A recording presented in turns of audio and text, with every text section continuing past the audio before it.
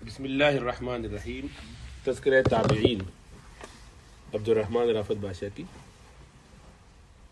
سلمہ بن دینار رحمۃ اللہ علیہ 97 ہجری کو خلیفہ سلیمان بن عبد الملک نے دیار مقدسہ کی طرف سفر کا عزم کیا اور اموی سلطنت کے دارالحکومت دمشق سے مدینہ منورہ کی جانب سواریاں سبک رفتاری سے محو سفر ہو گئی.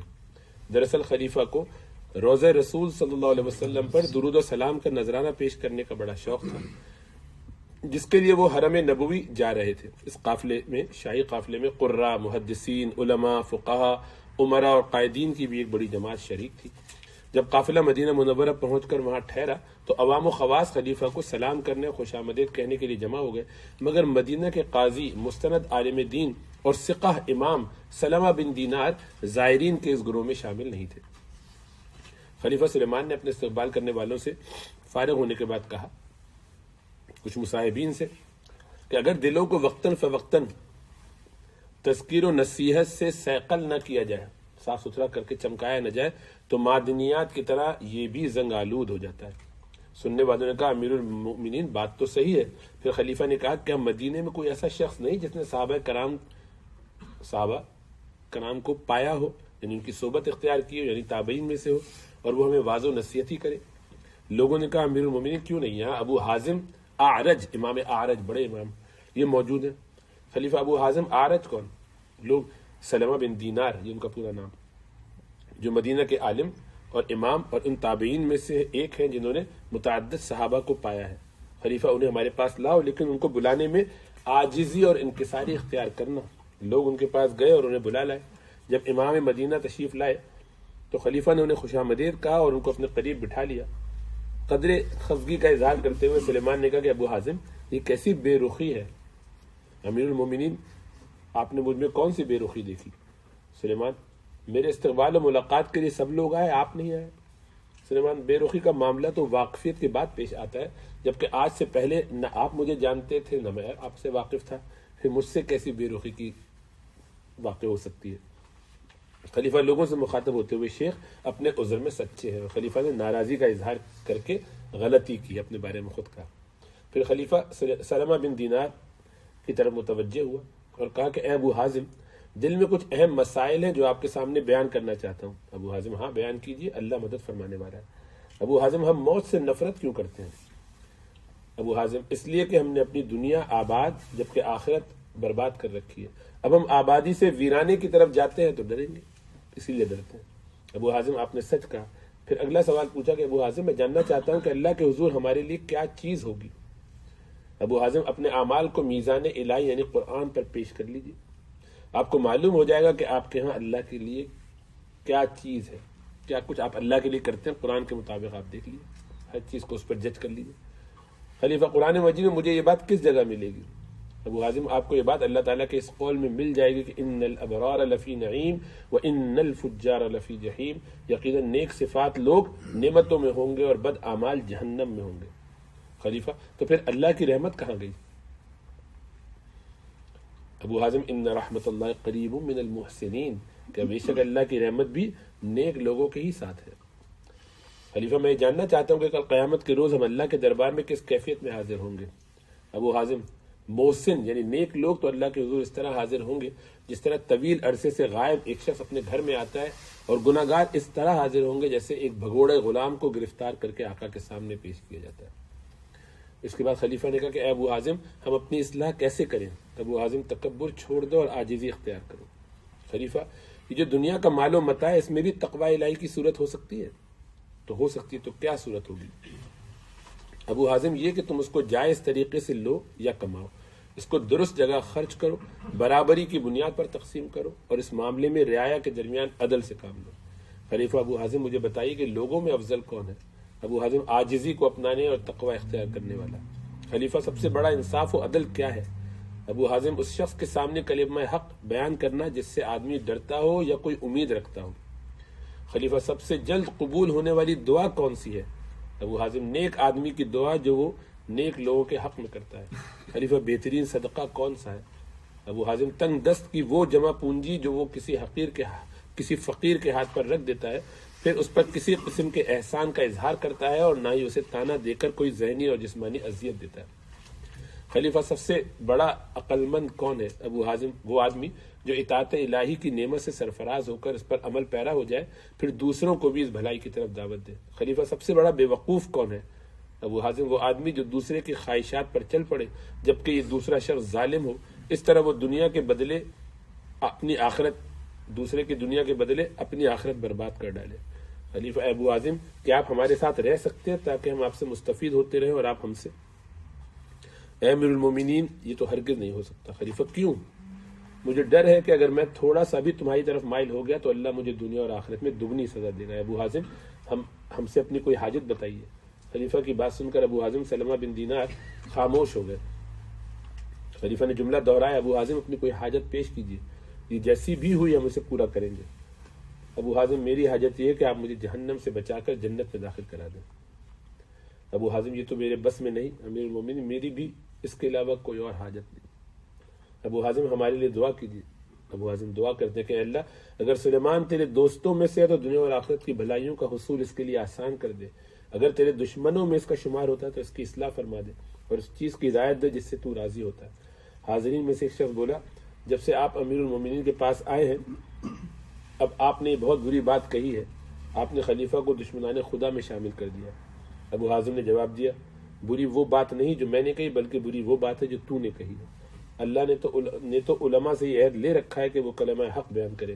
اللہ کا قول ہے کہ لَتُبَيِّنُنَّهُ لِلنَّاسِ وَلَا تَكْتُمُونَ، کہ تم حق کو ضرور کھول کر بیان کرو گے، اس کو چھپاؤ گے نہیں۔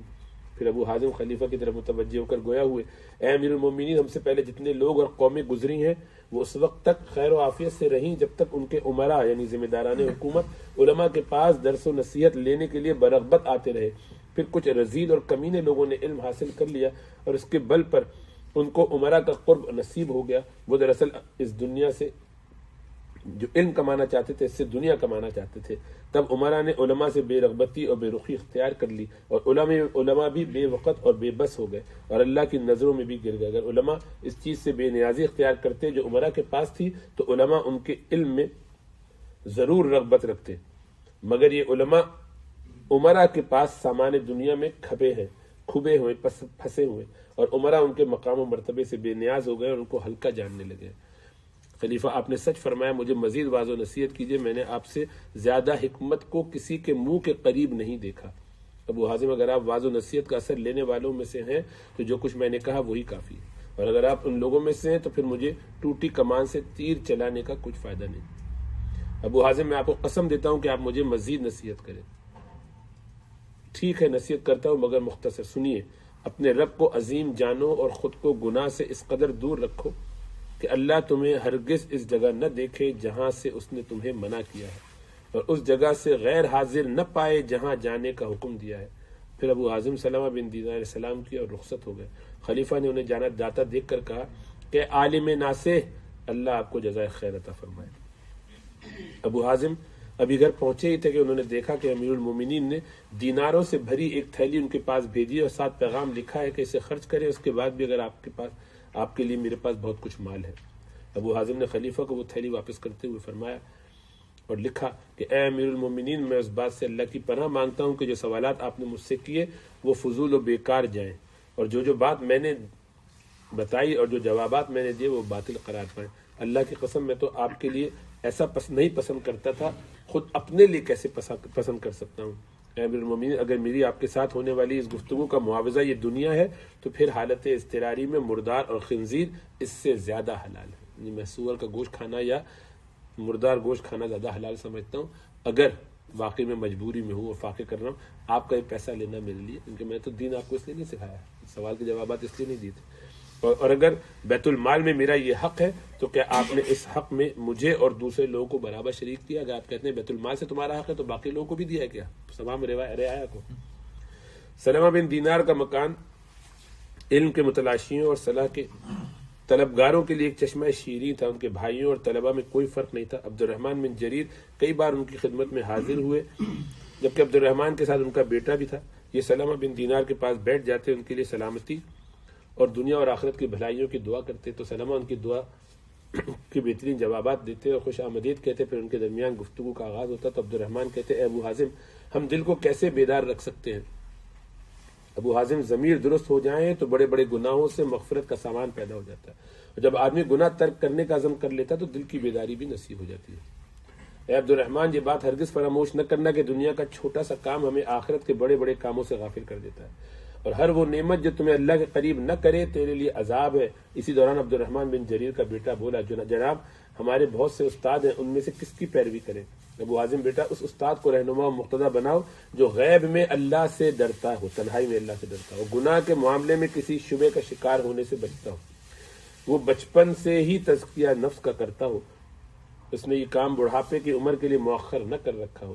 اور جان رکھو بیٹا ہر روز طالب علم کے پاس اس کی خواہشات اور اس کا علم آتا ہے، پھر اس کے دل میں دونوں چیزوں کا مقابلہ شروع ہو جاتا ہے۔ اگر خواہشات پر علم غالب آ جاتا ہے تو یہ اس کے لیے غنیمت کا روز ہے، اور اگر اس کے علم پر اس کی خواہشات غالب آ جاتی ہیں تو یہ اس کے لیے گھاٹے کا دن ہے۔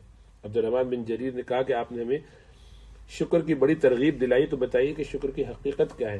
ابو حازم ہمارے ایک ایک عضو کا شکر ہمارے اوپر واجب ہے۔ آنکھوں کا شکر کیا ہے؟ اگر آپ ان سے بھلائی دیکھتے ہیں تو اس کا اظہار کریں، اور اگر برائی دیکھتے ہیں تو اس پر پردہ ڈالیں۔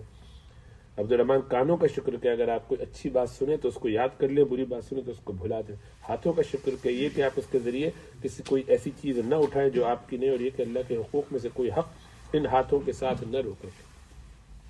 اے عبد الرحمن یہ نہ بھول جانا کہ جو شخص اپنے شکر کو صرف زبان تک ہی محدود رکھتا ہے اور دوسرے اعضاء اور دل کو اس میں شامل نہیں کرتا، اس کی مثال اس آدمی جیسی ہے جو اپنی چادر کو ایک کونے سے پکڑے ہوئے ہے لیکن اپنے اوپر اوڑھتا نہیں ہے۔ اب یہ چادر اس کو گرمی سے بچا سکتی ہے اور نہ ہی سردی سے محفوظ رکھ سکتی ہے۔ ایک بار سلمہ بن دینار اسلامی لشکروں کے ہمراہ بلاد روم میں جہاد کے لیے گئے، منزل مراد پر پہنچے تو لشکر نے دشمن سے پنجہ آزما ہونے اور معرکہ کارزار میں کودنے سے قبل کچھ دیر سستانے اور آرام کرنے کو ترجیح دی۔ اس لشکر میں امراء بنی امیہ میں سے ایک امیر بھی تھا۔ اس نے ابو حازم کی طرف ایک آدمی بھیجا کہ ان سے جا کر کہو کہ امیر آپ سے حدیث اور فقہ کے مسائل سننا چاہتے ہیں۔ ابو حازم نے اس کو جواب لکھا کہ اے امیر، میں نے اہل علم کو دیکھا ہے کہ وہ دین اٹھا کر اہل دنیا کے پاس نہیں جایا کرتے تھے۔ میرا خیال ہے کہ آپ نہیں چاہیں گے کہ میں وہ پہلا شخص بنوں جو یہ کام کرے۔ اگر آپ کو میرے ساتھ کوئی کام ہے تو ہمارے پاس آ جائیے۔ جب امیر نے خط پڑھا تو ان کے مقام و مرتبے کی بلندی کے لیے دعا کرتا وہ ان کے پاس چلا گیا، کہنے لگا اے ابو حازم آپ نے جو خط لکھا ہے اس نے ہمارے نزدیک آپ کے اعزاز و اکرام کو اور بڑھا دیا، لہٰذا ہمیں واعظ و نصیحت کیجیے، اللہ آپ کو بہترین جزا دے۔ ابو حازم اسے واعظ و تذکیر کرنے لگے۔ انہوں نے جو باتیں کی ان میں سے چند یہ ہیں: جس چیز کو آخرت میں اپنے ساتھ دیکھنا چاہتے ہو دنیا میں اس کے حریص رہو، اور جس چیز کو وہاں اپنے ساتھ رکھنا پسند نہیں کرتے اسے دنیا میں بھی چھوڑ دو، اس سے کنارہ کشی اختیار کر لو۔ اے امیر یہ بھی جان لو کہ اگر باطل تمہارے نزدیک مرغوب ہو گیا اور رواج پا گیا تو تمہارے ارد گرد جھوٹے منافق ہی ہوں گے، اور اگر حق تمہارے نزدیک مرغوب ہوا اور رواج پا گیا تو تمہارے ارد گرد بھلے لوگ جمع ہو جائیں گے اور یہ اس معاملے میں تمہاری مدد بھی کریں گے۔ اب ان میں سے جو چیز تمہیں پسند ہے منتخب کر لو۔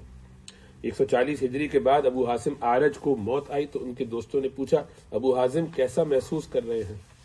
ابو حازم نے جواب دیا کہ جو دنیا ہم نے کمائی اگر اس کے شر سے ہم محفوظ ہو گئے تو وہ چیز ہمیں ضرر نہیں پہنچا سکتی جو ہم سے دور رکھی گئی۔